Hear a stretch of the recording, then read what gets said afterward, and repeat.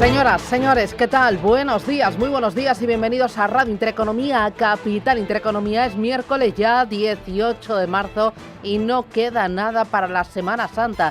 Suben las temperaturas y la alergia acecha. 19 días ya de la guerra de Irán y los bombardeos no cesan. La guerra se intensifica y los mercados soportan una alta volatilidad. Si ayer el petróleo llegaba a superar los $106, hoy, como si fuera un boomerang, vuelve a los $101. El oro perfora los $5.000 y las bolsas vienen en verde, inquietas por el posible pinchazo de la burbuja del crédito privado. Mercados que hoy afrontan una semana clave para los bancos centrales. Hoy hablará Powell. Hoy también el Banco de Japón inicia su reunión de 2 días sobre política monetaria y mañana será el turno del Banco Central Europeo. Hoy bolsas y bonos escucharán al presidente de la Reserva Federal. A Jerome Powell le quedan 2 reuniones antes del cambio de guardia en el Banco Central y baraja cómo evitar que se desboque una inflación alimentada por la guerra del Golfo. El mercado descuenta, así lo refleja la herramienta FedWatch, con una probabilidad del 98% que los tipos se mantendrán sin cambios entre el 3,50 y el 3,75% actual. La clave estará en el cuadro macroeconómico y en cuanto dure la guerra. Si se prolonga, retomará la inflación su senda alcista y la Reserva Federal se verá obligada a elevar el precio del dinero. Desde la administración norteamericana, Kevin Hassett asegura que no están preocupados por el efecto del conflicto en la economía. Si la guerra se prolongara, no afectaría demasiado a la economía estadounidense, perjudicaría a los consumidores y tendríamos que pensar en qué hacer al respecto, pero esa es la menor de nuestras preocupaciones ahora mismo.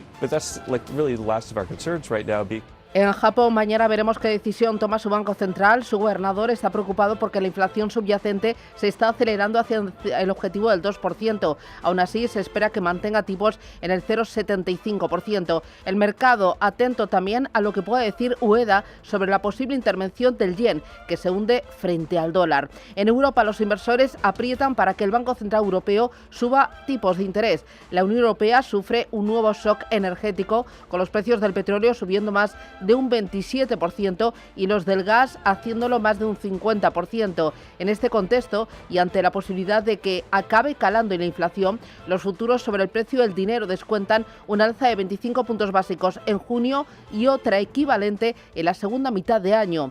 Las tasas se elevarían al 2,5% desde el 2% actual. Sin embargo, los miembros del Consejo de Gobierno del Banco Central Europeo optan por la cautela y, salvo sorpresas, dejarán los tipos sin cambios en la cita de mañana. Hoy atentos a la publicación del índice armonizado de precios al consumo en la Unión Europea y también en la eurozona. Será la segunda lectura del dato de febrero. Y atentos también al crudo. Como decía, se toma un respiro. Paso atrás, cotiza en $101 y lo hace tras el acuerdo alcanzado entre el gobierno iraquí y las autoridades kurdas para reiniciar las exportaciones de crudo a través del puerto turco de Ceyhan.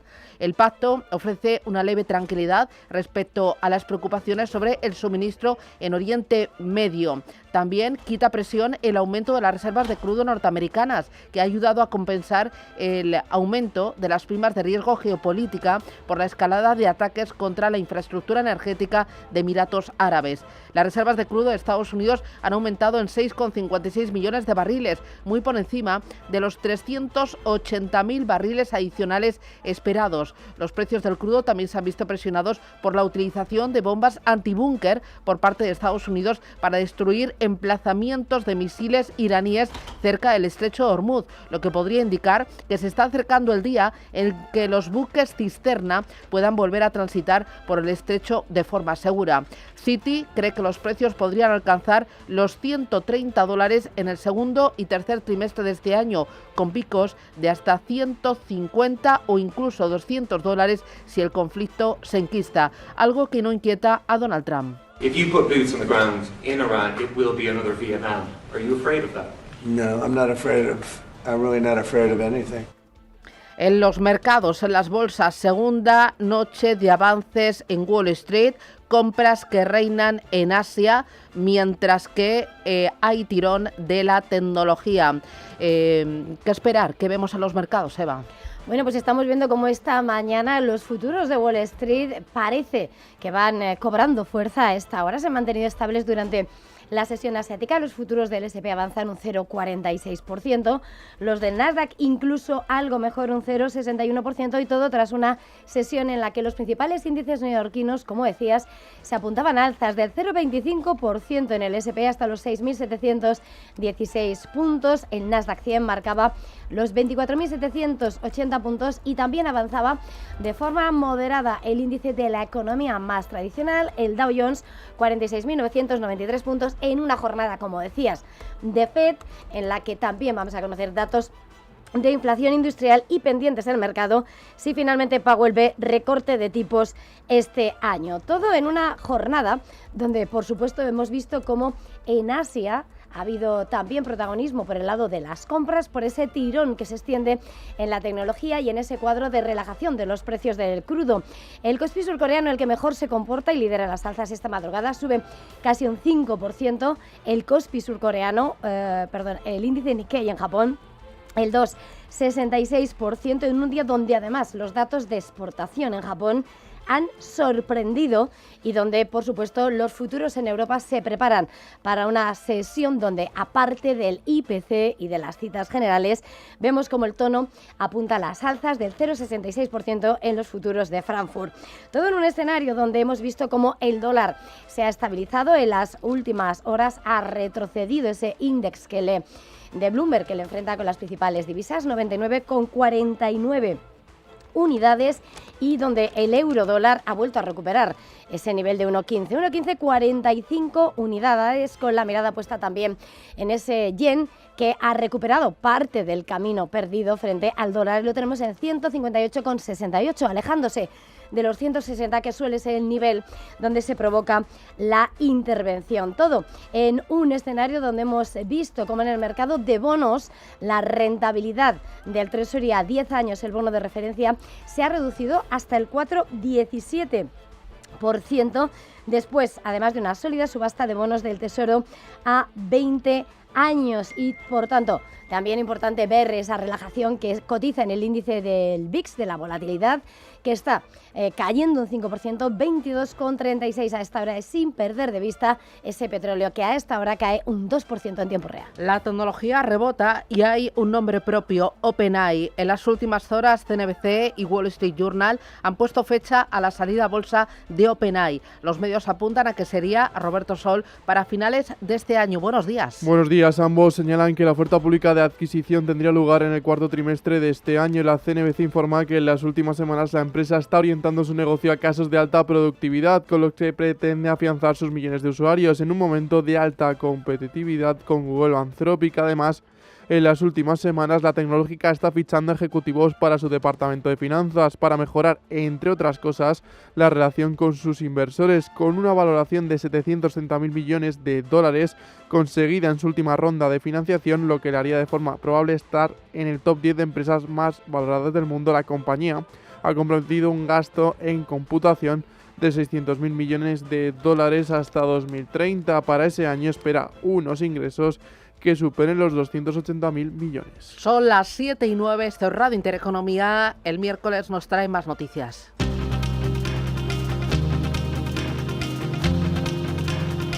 Donald Trump vuelve a cargar contra la OTAN. Rubén Gil, buenos días. Buenos días. Muy molesto con la actitud de algunos países, el presidente estadounidense dice que la OTAN comete un error muy tonto al no apoyarse en el estrecho de Hormuz y amenaza con un mal futuro para la alianza si no le ayudan.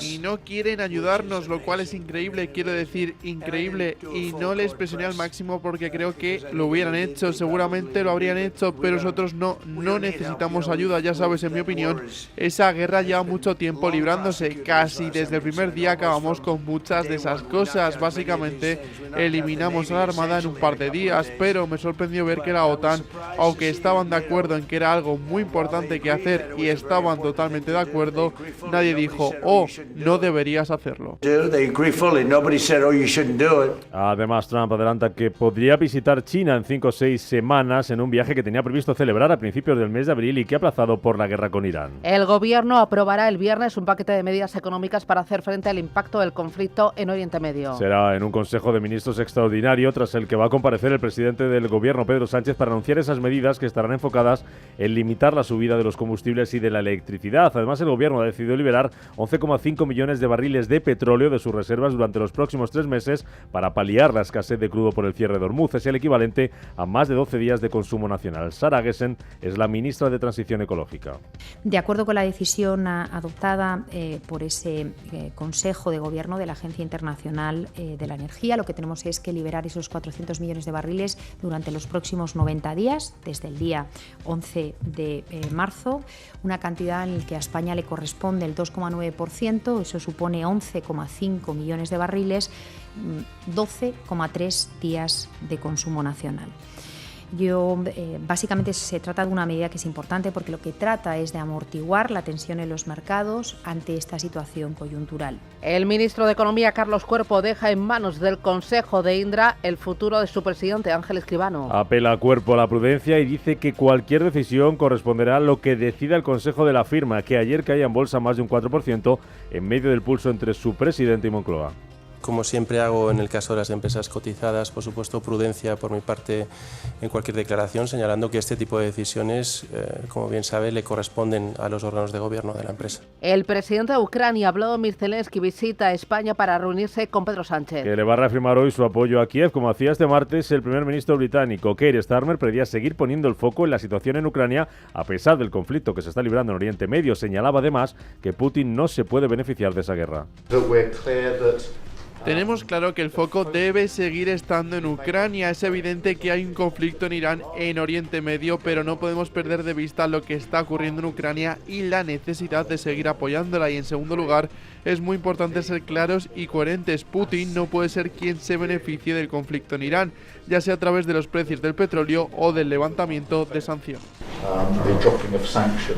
Y Cuba eleva el tono contra Estados Unidos. El presidente cubano Miguel Díaz-Canel responde a los deseos de Donald Trump de tomar o liberar la isla y le advierte de que cualquier agresor externo que avance sobre Cuba chocará con una resistencia inexpugnable.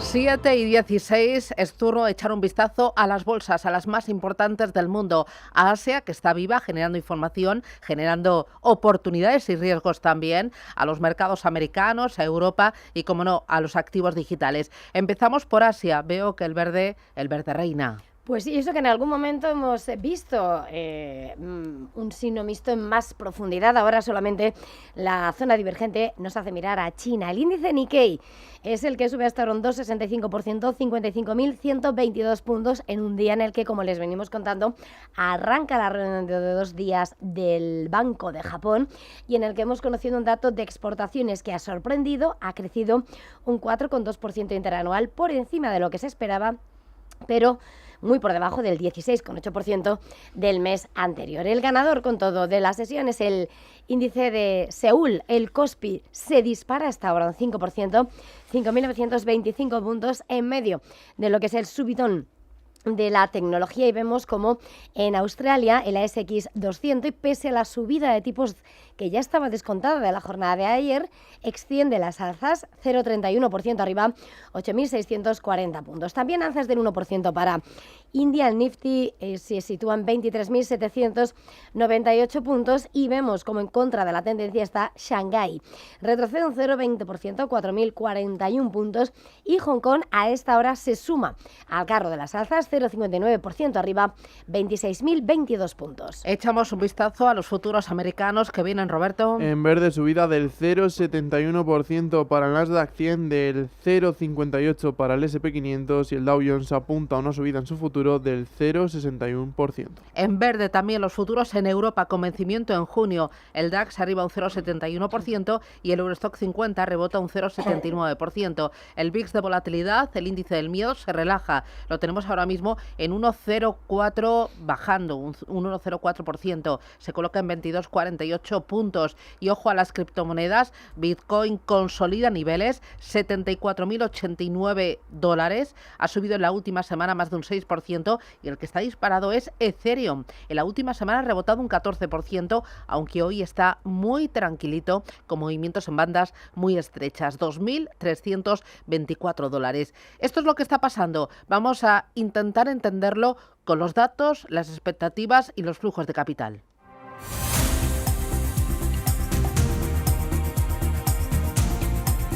Bueno, nos contabas que el Kospi surcoreano y también el índice de Nikkei está liderando las alzas, y todo es por el tirón de la tecnología. Ojo, porque Nvidia reinicia la producción de chips para China. Pues sí, son noticias que están escribiendo la crónica de esta madrugada en Asia y que tiene como claro exponente a lo que está pasando en Seúl. En Samsung Electronics extiende las ganancias, cierra con una subida del 7% en un escenario donde hemos visto el fuerte subidón de la tecnología y sobre todo de esos grandes fabricantes que tienen alianzas con Nvidia en el marco de su conferencia anual GTC, que refuerza el optimismo sobre la demanda de IA. Además, Samsung estudia contratos plurianuales para chips de memoria para dejar de lado sus actuales acuerdos a corto plazo en un esfuerzo por estabilizar el suministro en medio de crecientes preocupaciones sobre escasez, según informa Bloomberg. Su rival SK Hynix sube un 6%.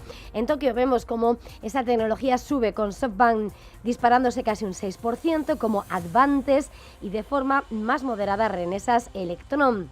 Entre los títulos, las alianzas, vemos a gigantes automovilísticos como Nissan, que sube el 1%, y retrocesos en Foxconn del 0,9%. En Shanghái, como decías, hemos visto tono negativo en una jornada donde hemos atendido al reinicio de los chips de Nvidia, de los de Jensen Huang, para China, y después de que, según informase Reuters, ese H200 de Nvidia ha sido aprobado por Pekín para ser adquirido por varias firmas chinas. En este escenario hemos visto retrocesos en parte de esa tecnología china, que ha sido otro de los grandes exponentes de esta mañana. Atentos al sector aerolíneas. Cathay Pacific extiende la cancelación de vuelos a Dubái y Riad hasta el próximo 30 de abril. Pues sí, los vuelos de pasajeros, tanto a esas capitales, Dubái y Riad, como los vuelos de carga de Cathay Cargo a ambas capitales han sido cancelados en un escenario donde aumenta además el recargo por combustible a partir de este 18 de marzo, en medio del conflicto en Oriente Medio, y donde vemos como las aerolíneas de Asia-Pacífico introducen y trasladan la subida del combustible a las tarifas. Japan Airlines ha suspendido los vuelos entre Tokio y Doha, programados, recordemos, del 28 de febrero al 31 de marzo, y los vuelos entre Doha y Tokio hasta el 1 de abril. Atentos a Mitsui O.S.K. Se disparan sus acciones a máximos históricos, mientras que el inversor activista Elliott adquiere una participación importante. Pues sí, y en este escenario vemos como precisamente sus acciones son unas de las que escriben la crónica de esta mañana. Se disparan a esta hora en Tokio un 11,84%, después de que Elliott Investment Management haya confirmado la adquisición y mostrado su confianza tanto en la dilatada trayectoria de la compañía como su posición como uno de los mayores propietarios diversificados de buques de alta mar del mundo. La firma de inversión señala que el mercado infravalora considerablemente la empresa y ve una oportunidad para colaborar de forma constructiva con la dirección de Mitsui para garantizar que su próximo plan a medio plazo sea suficientemente ambicioso. Bueno, interesante, en Japón las principales compañías del país están ofreciendo importantes aumentos en los salarios, pese a las preocupaciones en torno a los precios, la inflación y lo que pueda derivarse del conflicto de Irán. Pues sí, efectivamente, y en este escenario es clave porque los gigantes empresariales ofrecen fuertes revalorizaciones en las negociaciones anuales, en lo que supone un impulso salarial por cuarto año consecutivo, y que se justifica en un marco de escasez de mano de obra y en el que las compañías tratan de retener a sus trabajadores. Negociaciones anuales entre la dirección y los sindicatos que suelen concluir a cierre del mes de marzo y que tiene entre sus protagonistas a Toyota, que hoy está subiendo ahora de forma más relajada un 1%, tenemos a Hitachi subiendo el 1,58% o la tecnológica NEC, que ha estado retrocediendo en gran parte de la sesión. Hasta ahora se deja el 0,81%. Ahora la atención se centra en si Japón va a poder mantener el fuerte crecimiento salarial más allá de este año por esa preocupación por el aumento de los precios del petróleo que podría ralentizar la economía y erosionar los beneficios empresariales. Y atentos, en China al sector auto, Geely registra beneficio anual estable, mientras que el crecimiento de VE compensa la presión de precios. Pues sí, Geely Automotive, que está esta mañana cotizando con una caída del 3,4% en Hong Kong y que ha presentado ese modesto aumento en su beneficio anual el miércoles, ya que las sólidas ventas de vehículos de nueva energía han ayudado a compensar la intensa competencia de precios en el mercado automotriz de China. Un beneficio atribuible a los accionistas que ha aumentado hasta los 2.450 millones de dólares y los ingresos han crecido un 25%. Son las 7:25, miramos a Estados Unidos. Bueno, lo contábamos, la CNBC ha informado de que OpenAI podría salir a bolsa antes de que termine este año. El medio asegura que sería en el cuarto trimestre de este año, algo que de lo que se hizo eco primero el Wall Street Journal. La empresa está decidida a reorientar su negocio a casos de alta productividad para seguir ganando cuota de mercado a compañías rivales como Google o Anthropic. Además, la CNBC también ha afirmado que la directora financiera de la tecnológica Sarah Friar está ampliando y mejorando el equipo financiero antes de que llegue esta oferta pública inicial. En los últimos días ha contratado ejecutivos de otras compañías, mientras Microsoft está sopesando emprender acciones legales contra Amazon y OpenAI por su acuerdo a la nube de 50.000 millones que podría violar una asociación exclusiva entre la startup de IA y el fabricante de Windows, según ha informado el Financial Times. Bueno, además, quien ha tenido su debut en bolsa ha sido una empresa de drones y software de inteligencia artificial. Se llama Swarmer. Está respaldada por Eric Prince, que es cofundador de BlackRock, y se ha disparado en el día de su estreno. Un 500%, eso es lo que ha subido los títulos de la compañía en su primer día de cotización. De hecho, sus acciones se dispararon un 700 en un momento de la sesión, lo que obligó a activar el mecanismo de interrupción de la volatilidad en varias ocasiones. La capitalización bursátil de Swarmer pasó de 60 millones de dólares a 380. Bueno, y otra vez Elon Musk. Sus abogados estarían cerca de llegar a un acuerdo con la SEC, la Comisión Nacional del Mercado de Valores de Estados Unidos, para resolver la demanda que tiene el magnate por Twitter. El año pasado el organismo acusó a Musk de violar la ley de valores, aunque el caso parece que no va a ir más allá. Además, en el foco también está Tesla, ya que comprará celdas de batería de LG Energy por valor de 4.300 millones de dólares. En el foco, reunión de la Reserva Federal de Estados Unidos, escucharemos a Powell, pero también tendremos solicitudes semanales de hipotecas, pedidos de bienes duraderos de enero y publica resultados Micron Technology. Ayer, tono positivo, segundo día seguido. Subidas de medio punto para el Nasdaq, del 0,25% para el S&P 500 y del 0,10 para el Dow Jones. A falta de unas horas de la decisión de tipos de la FED, el sector energético lidera estas alzas. La creciente demanda de gas en Estados Unidos ha hecho que compañías como Exxon suban medio punto, Chevron 1 punto y ConocoPhillips más de un 1%. Bueno, y una cosita más. Hablábamos de la tecnología, pero hay otro sector importante que es el de las aerolíneas. Ayer anunciaron previsiones optimistas. Así es, la Asociación Internacional de Transporte Aéreo asegura que la demanda de vuelos será más del doble que la actual en 2050 hasta alcanzar los 21,9 billones de pasajeros kilómetro. Además, en el corto plazo el organismo espera un aumento anual de la demanda del 2,9 que podría aumentar hasta el 3,3. Esto se ha traducido en subidas para las principales aerolíneas del país. Delta Airlines subió un 6,56%, American Airlines un 3,53% y United Airlines también logró un avance de más de 3 puntos. Ed Bastian, CEO de Delta Airlines. La demanda ha sido realmente muy fuerte. Prevemos un crecimiento de los ingresos aproximadamente 3 puntos por encima de lo que habíamos previsto inicialmente para este trimestre, por lo que el aumento de los ingresos está compensando el coste no solo del combustible, sino que también hemos tenido una temporada invernal bastante dura en cuanto a tormentas.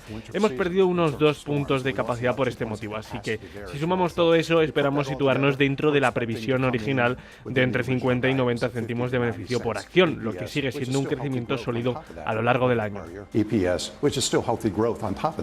7:27, nos toca echar un vistazo a Europa.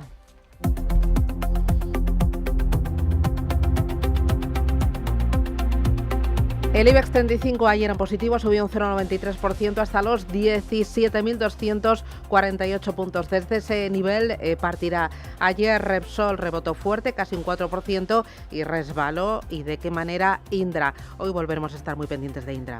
Pues sí, Indra en el punto de mira. La compañía tecnológica y de defensa se dejaba un 4,2% en medio de rumores de salida de su presidente, Ángel Escribano. Noticias que impactan en la cotización y que no gustan en el mercado. Escuchamos a Manuel Pinto, jefe de análisis de XTB. Yo creo que todo lo que hemos visto a lo largo incluso del año pasado, a pesar de las fuertes revalorizaciones, cada vez que había una noticia corporativa relacionada a Ángel Escribano, pues no le gusta a los mercados, no le gusta a los inversores y la compañía descendía, ¿no? Al final hay que tener en cuenta que es una figura central, Ángel Escribano, en la estructura accionarial y estos movimientos corporativos, cuánto pesan en el ánimo de los inversores que normalmente ante estas circunstancias prefieren quedarse al margen y ver cómo se soluciona todo y por tanto pues durante este periodo de tiempo pues todavía podríamos ver caídas en la compañía. Y en la parte positiva, como comentaba Susana, estaba Repsol, que subía con fuerza por el precio del petróleo y la mejora de valoración en un 50% emitida por Barclays. En los avances también vimos empresas vinculadas a las renovables como Acciona Energía, que ganó un 3,7%, Solaria un 2,5% y Acciona 2 puntos porcentuales. En el resto de Europa, el DAX subió un 0,7%, París medio punto porcentual, el MIPTEL italiano un 1,22% y Londres avanzaba un 0,83%. Bueno, más cositas. ¿Qué tienes? En el día de hoy vamos a conocer el dato de IPC de febrero. En la eurozona se espera que repunte 2 décimas hasta el 1,9%, a pesar de que todavía no va a mostrar los efectos del conflicto en Oriente Medio. Miraremos ArcelorMittal, paga dividendo de 0,15 euros brutos por acción. Inditex también como centro de atención. Según publica el diario 5 Días, ha reorganizado sus filiales en Estados Unidos en una operación interna de más de 4.300 millones de euros. Y resultados, los de la empresa de mensajería InPost. No alcanza su previsión de ganancias en el cuarto trimestre.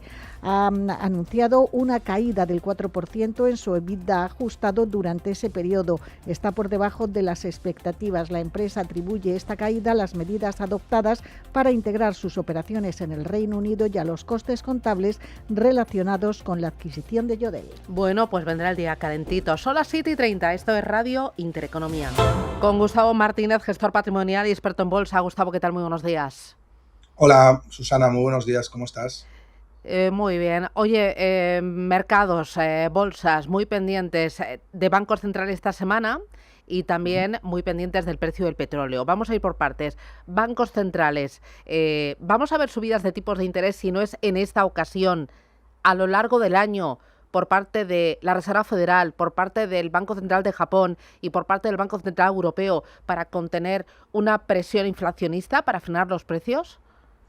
Bueno, esa es la pregunta del millón. De hecho, es tan importante esa pregunta, Susana, que es lo que tratan de cotizar los bonos desde el inicio de la guerra. Primero las tires de los bonos cayeron, es decir, los precios subieron con fuerza buscando refugio, pero a los 2 días o 3, automáticamente ya cuando descontaron que el conflicto de Irán empezaba y terminaba con Irán, es decir, que no escalaba más, los bonos se pusieron a cotizar inflación y estanflación en el peor de los casos, ¿no? Entonces, la pregunta es, ¿qué va a hacer los bancos centrales? Bueno, yo creo que los bancos centrales van a estar en modo wait and see, ¿no? Es decir, esperar y mirar a ver cómo va evolucionando los datos, pero desde luego lo que no van a hacer es precipitarse y en todo caso el último de los movimientos va a ser subir tipos de interés. Es decir, los bancos centrales solamente van a subir tipos de interés cuando no puedan hacer otra cosa ya, ¿no?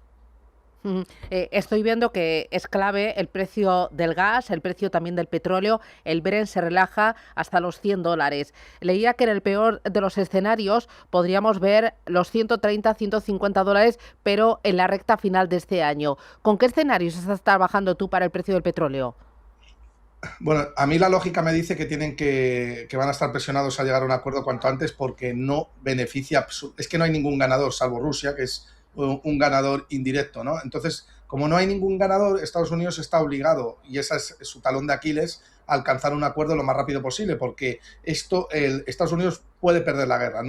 La guerra no la pierde, obviamente, desde el aparato militar. Eso todos sabemos que Estados Unidos es muy superior. La guerra la pierde con un precio del petróleo rondando los $100. ¿Por qué? Porque eso obligaría a Estados Unidos a recular o alcanzar un acuerdo de mínimos o incluso un acuerdo que le perjudique al propio Estados Unidos, ¿no? Porque aquí el único que puede ganar es aquel que controle el estrecho de Hormuz. Y si Estados Unidos tiene que recular y largarse, entonces pierde. Claro, la cuestión es que un barril de petróleo en $100 está amenazando considerablemente la administración Trump, Susana. Y tenemos las midterm, que son las elecciones de medio plazo a la vuelta de la esquina, las tenemos en unos meses y Donald Trump puede perder las cámaras. Y lo digo ¿por qué? Porque lo que más puede afectar a Estados Unidos es la inflación, sin lugar a dudas. Y además es una inflación que está completamente acumulada, lleva 5 años, completamente disparada, los datos no son nada halagüeños y lo que está claro es que si a eso le sumas un decrecimiento de la economía en general, como hemos visto en el PIB trimestral, el último PIB trimestral que ha sido desastroso, y el último dato de creación de empleo que es negativo, es decir, Estados Unidos está destruyendo empleo, pues se está formando la cuadratura perfecta para que Donald Trump pueda perder las elecciones, porque desde luego los movimientos que está dando no están siendo óptimos desde el punto de vista de los números, que es lo que van a evaluar los votantes cuando lo voten, ¿no? Hay otro elemento importante que es el precio del oro. Ahora mismo lo tenemos en $5.012. Desde el inicio de esta guerra se ha relajado, ha bajado desde los máximos. A mí me dicen que es porque ya las valoraciones venían siendo muy exigentes y muy ajustadas. ¿Hay algo más, Gustavo? No, yo no creo que las valoraciones del oro sean muy exigentes ni muy ajustadas, Susana. Disculpa que siempre sea el que contradice estos argumentos. Me parece todo lo contrario. De hecho, sigo pensando que el oro está muy barato en la situación en la que estamos, ¿no? Que es una situación de déficits fiscales disparados. Estados Unidos tiene un déficit fiscal este mes de más de $300.000 millones. La proyección sería de $3,4 billones con una guerra en marcha. Es decir, estaríamos hablando de un 50% más de déficit que hizo al oro dispararse hasta los niveles actuales. Así que imagínate si pienso que el oro está barato. Otra cosa es que desde máximos el oro ya ha corregido un 10%, pero si cogemos el zoom y hacemos un poco de zoom, lo que vemos es que este año sube un 15 o un 16%, ¿no? ¿Qué activo está subiendo un 15 o un 16% este año? Ninguno. Las bolsas americanas corrigiendo, las bolsas europeas corrigiendo, salvo el petróleo por la tensión geopolítica que tenemos, el resto es que el oro lo está haciendo demasiado bien. Es que es normal que haya correcciones. Ahora bien, obviamente con petróleos a $100 y con un dólar apreciándose contra el resto de moneda fiat, como hemos visto que se ha ido desde el 1,18 al 1,14, es normal que los desequilibrios se rompan un poco, pero estoy completamente convencido que en cuanto el mercado vuelva a la normalidad en cuanto a las correlaciones se refiere, el oro va a continuar la senda alcista que empezó en el año 2022 y rumbo al alza hasta que pete el sistema, ¿no? De alguna manera.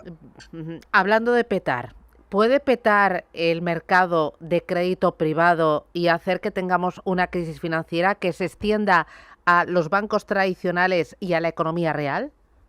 Yo no lo creo. Sí es cierto que se ha disparado la morosidad y estamos ya en niveles del 8-9% y el shadow banking es algo que preocupa porque es lo que menos controlado está, desde luego, por eso se llama banca a la sombra y porque hay la morosidad, pues los criterios de riesgo son otros, pero desde luego lo que estoy leyendo por ahí he leído a muchos economistas con nombre y apellidos importantes decir que podríamos estar a las puertas de un 2008, me parece lo más absurdo del mundo, muy sensacionalista. No creo que la deuda privada, ni mucho menos, la deuda privada no está en la misma situación en la que estábamos en el 2008, ni los criterios de riesgo son los mismos, ni estamos en una burbuja de crédito. Sí que es verdad que estamos en una expansión clarísima del crédito, probablemente al final de una expansión del crédito, donde la oferta monetaria todos sabemos que se ha expandido más de un 25% en los últimos 5 años y que eso más tarde o más temprano pues tiene efectos colaterales, uno de ellos la inflación, que es el verdadero problema que yo creo que hay, la inflación y la desinflación, pero de ahí a que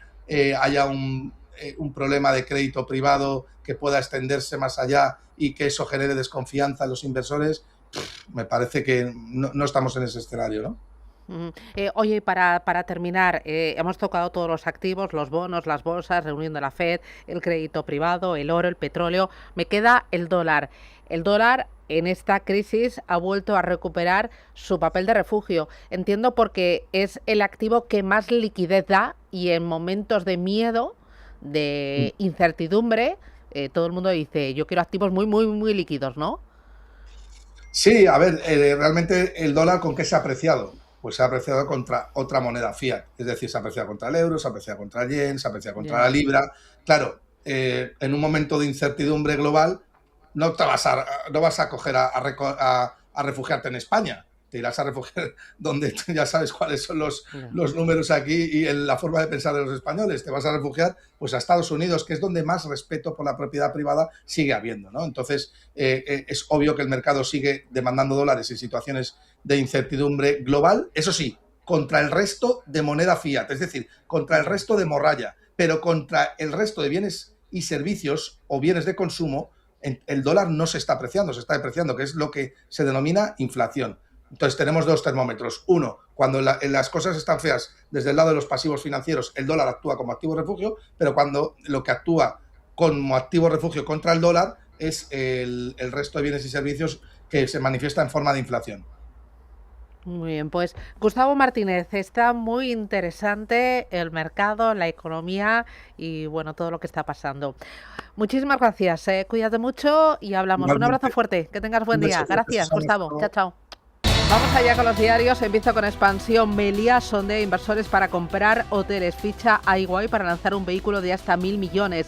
Las hoteleras españolas se preparan para recibir turistas desde Oriente Próximo. Cuenta también Escribano busca apoyos para seguir al frente de Indra pese a la presión de Moncloa. El presidente de Indra cuenta con el apoyo de gran parte del Consejo y la oposición de SEPI y SAPA, que suman el 36% del capital. Cuenta también CaixaBank arma su banca privada con 30 nuevos banqueros. Puig, José Manuel Alvesa, CEO, con Marc Puig como presidente ejecutivo. Y destaca también este periódico que Vicky Foods compra Panrico y que Sánchez ultima ayudas a logística, pesca, campo, industria y transporte. Vamos ahora con el diario 5 Días. Inditex reorganiza sus filiales en Estados Unidos en una operación de 4.300 millones. Integra las dos sociedades estadounidenses en el holding internacional radicado en Países Bajos.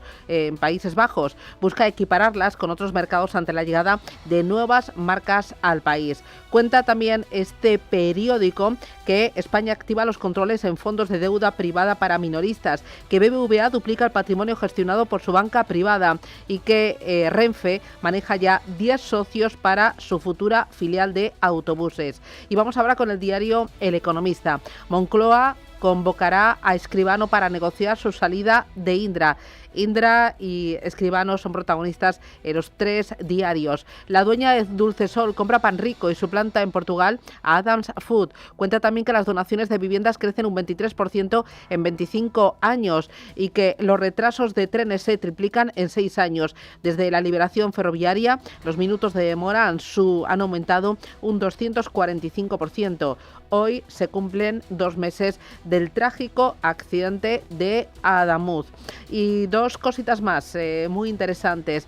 Gran Nicobar es la isla natural que India convertirá en un hub naval. Lo cuenta la contraportada del diario El Economista. El país busca reforzar su poder militar y logístico en una de las rutas marítimas clave del planeta, con un proyecto que pone en riesgo la supervivencia del pueblo indígena. El objetivo declarado es convertir este territorio remoto en un polo económico. Vamos ahora, Roberto Hugo, con prensa nacional e internacional. Adelante. El país señala en su portada que Israel mata en un bombardeo al número 2 del régimen iraní. El director de la lucha antiterrorista de Estados Unidos dimite en protesta por la ofensiva militar contra Teherán y acusa al gobierno de Netanyahu de presionar a Trump para iniciar la guerra. El Mundo pone el foco en la tragedia ferroviaria de Adamuz que ocurrió hace ya 2 meses y dice el caos del AVE castiga el ciclo turístico clave en Andalucía. Málaga calcula 2.000 millones de pérdidas y 6.000 empleados menos por el corte de la alta velocidad hasta el final de abril. La Razón destaca en su portada que Irán confirma la muerte de Larijani, figura clave del régimen, en un ataque israelí. Es el golpe militar más relevante de la guerra desde la muerte del líder supremo Ali Khamenei. La portada del ABC titula en clave de política internacional y dice: Rivera se lanza contra von der Leyen Para encumbrar a Sánchez, las críticas de la comisaria española, la presidenta de la Comisión Europea, coinciden con la estrategia de Moncloa de proclamar en Bruselas al presidente español como el abanderado de la paz. Y ahora nos vamos a Estados Unidos para comenzar el repaso de la prensa internacional, donde The Wall Street Journal titula: Israel está buscando uno por uno a los miembros del régimen iraní en sus escondites, mientras que el New York Times titula que la próxima decisión de Trump será si recuperar o no el combustible nuclear de Irán. Sin importar el riesgo, una misión para incautar o destruir el material nuclear de Irán sería una de las operaciones militares más arriesgadas de la historia moderna de Estados Unidos, cuentan. Nos vamos al repaso de las cabeceras europeas. En Alemania, el Handelsblatt, la futurista en mi web, la IA está acelerando la guerra y haciéndola aún más mortífera. La científica estadounidense advierte sobre errores fatales en la tecnología de IA. Frankfurter Allgemeine, por su parte, señala que el ministro de Asuntos Exteriores de Irán anuncia una ola de repercusiones globales. The Times lleva portada a Trump, que afirma que la OTAN está cometiendo un error garrafal con Irán, mientras que el Financial Times también lleva en portada el conflicto de Irán. Dice que el conflicto en el país convierte el mercado naviero en un salvaje oeste. Y terminamos en Francia con la portada de Le Monde, con la muerte de Ali Larijani. La República Islámica pierde una figura clave en su estructura de poder. Y Les Echo también lleva portada la guerra de Irán. Guerra con Irán porque Estados Unidos sigue siendo vulnerable a la crisis petrolera a pesar del dominio energético de Trump.